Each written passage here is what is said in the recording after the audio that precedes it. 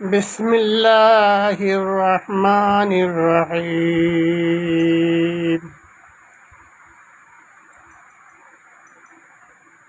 আর আমি বাংলাদেশ সরকার তথা অন্তর্বর্তীকালীন সরকারের প্রতি বিনীত অনুরোধ জানাচ্ছি, যাদের অর্থে বাংলাদেশ বিশ্ববাজারে এগিয়ে যাচ্ছে, তাদের জন্য অবশ্যই প্রবাসী কল্যাণ ভবন নির্মাণ করে তাদের সন্তান, তাদের মাতা পিতা, তাদের ভাই বোন, তাদের আত্মীয় স্বজন জন্য যেন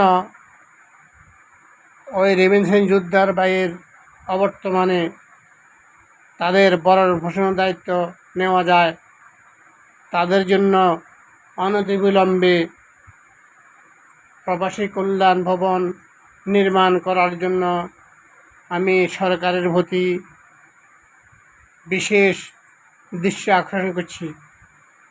আমি সরকারের প্রতি বিশেষ দৃষ্টি আকর্ষণ করছি। এই ভিডিওটাকে বাংলা ভাষাভাষী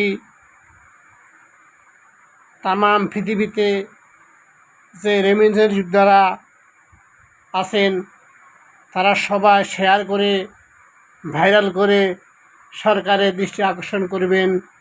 এই বলে আমি সংক্ষেপে